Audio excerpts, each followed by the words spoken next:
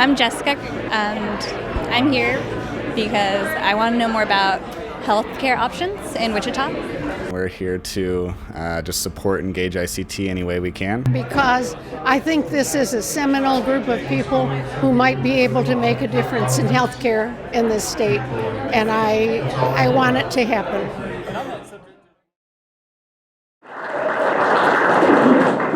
Our objective tonight is to send you home knowing more about the issues than you knew when you came. And I think we are well primed to do that. We have a wonderful panel for you tonight. So just sit back and enjoy. I'd like to kick it off here with our General Manager, Deborah Frazier. She'd like to come up and tell you a little bit about the station's mission to provide our community with information that serves them well, and a bit about our election year coverage. Deborah. Our mission is to just help make everyone smarter, including ourselves, and just help make Wichita even better.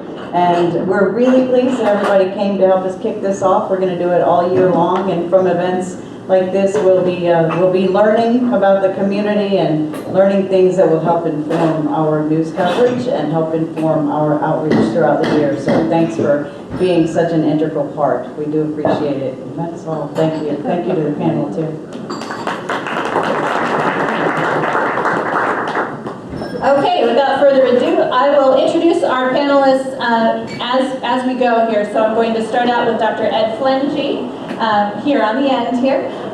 Dr. Flentje, from 1979 to 2014, served as a professor in the Hugo School of Public Affairs at Wichita State University, and is currently Professor Emeritus there. He specializes in state and local government, state-local relations, and Kansas political culture. He's served as chairman of the transition team for Governor-elect Mike Hayden and as Secretary of Administration in Governor Hayden's cabinet. Flentje also served as director of the Division of State Planning and Research in the administration of Governor Robert Bennett, and as legislative assistant to U.S. Senator James Pearson of Kansas. Flentje also served as interim city manager for the city of Wichita in 2008 and as interim president of Emporia State University in 2011. Flentje was born and raised in Harper County, and he is more than ready to give us some information about healthcare legislation here. Let's have a round of applause for Dr. Flentje.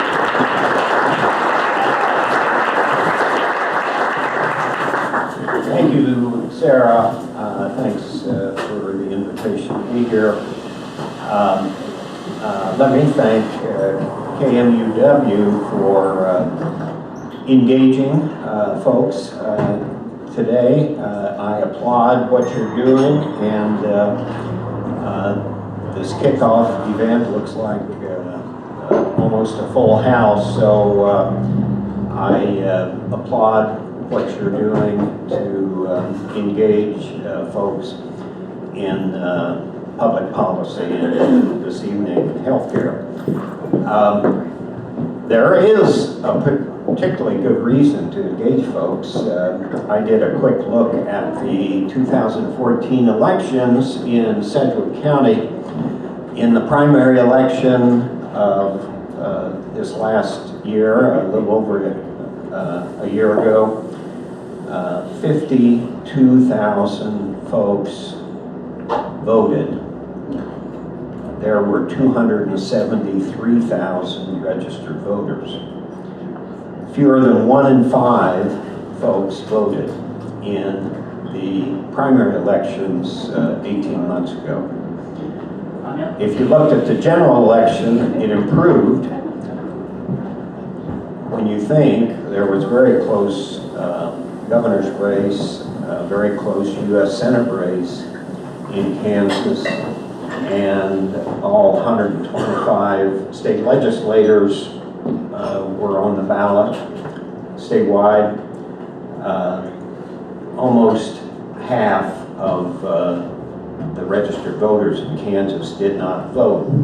So, I'm not going to ask folks to raise hands on your voting patterns, but the reality is elections are decided by folks who vote, and I think these numbers are rather bleak, and in the election coming up, there will be 165 state legislators on the ballot, and it will be an opportunity to have influence. To healthcare, or subjects healthcare. I'm a novice in this group. These folks work full time in the healthcare business, and I'm kind of an outside observer.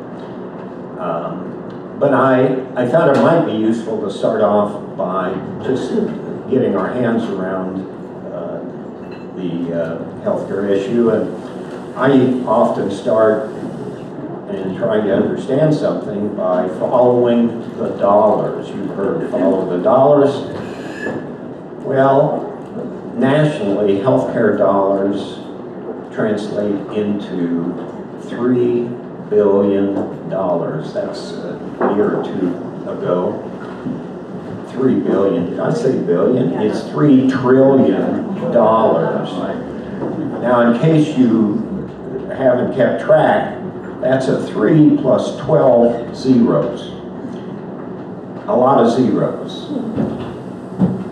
When I was in high school some time ago, 1960, I guess I was starting college, healthcare nationally represented 1 in every $20 of the economy.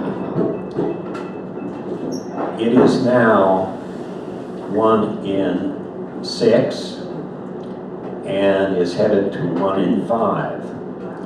So roughly 20%, approaching 20% of our economy is healthcare. Where do these dollars come from? If we had a pie chart on the wall, a third of them come from insurance, private insurance, 20%. Let's hear it for Medicare. 16% Medicaid, 11% out of pocket, deductibles, co-pays, etc. Where does this money go? Hospitals, almost a third. Prescription drugs, no. Physician and clinical services, 20%. Prescription drugs, 10%. Administration, 8%. A figure that stood out to me was public health services are only 3%. A research unit at Wichita State University looked at the healthcare industry in Sedgwick County, actually in the Wichita metropolitan area, which includes Butler, Harvey, and Sumner.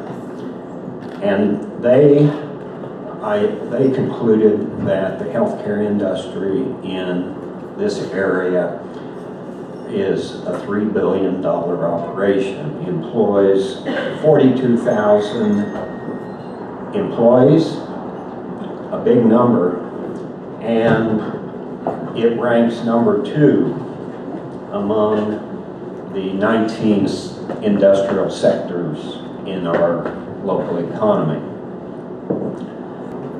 Sarah kind of encouraged me to provide an overview of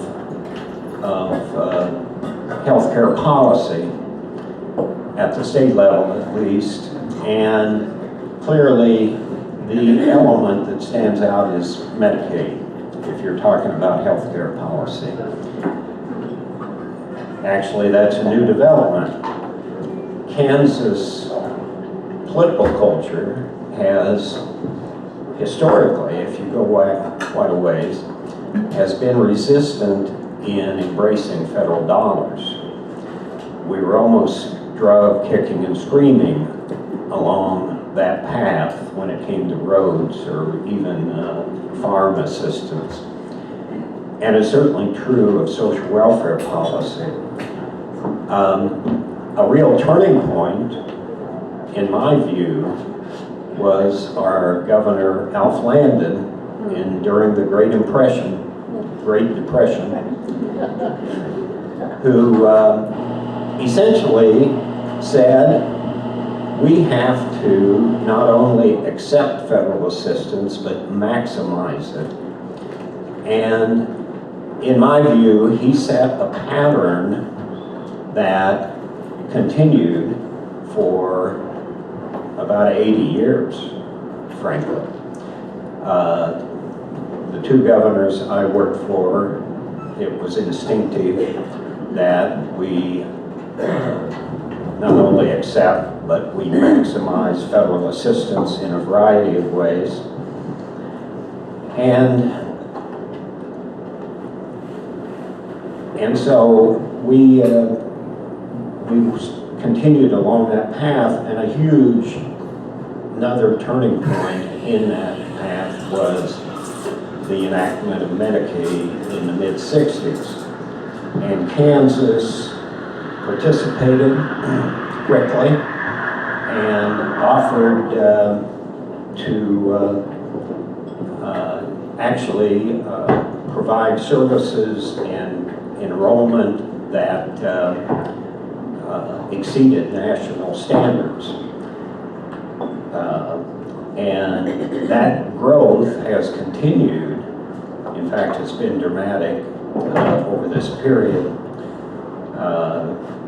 The enrollment, the average monthly enrollment in Medicaid in Kansas is 422,000 folks. Now that, by my calculation, is over 1 in every 7 Kansans. It represents about 3.5 billion. 1.3 billion of that is state funds. At the same time, Kansans are tight-fisted, and Kansas has essentially controlled Medicaid costs by lower reimbursement rates to providers. And that means doctors, hospitals, nursing homes, you name it. Healthcare providers of all sorts. And that policy has spawned a number of lawsuits by providers and in a number of areas over the time period. But here we are in 2016, and I think we're questioning whether the practice of most of the last half of the 20th century and the early part of the 21st century of accepting and maximizing federal dollars will in fact continue. I think I would just make a couple other comments. The Kansas Health Institute is a creature of the sale of Westlake, and the Kansas Health Foundation funds the Kansas Health Institute. They say that four of the main issues at the state level will be can care, things like we now have can care run by 3 managed care organizations, and they're coming up for renewal.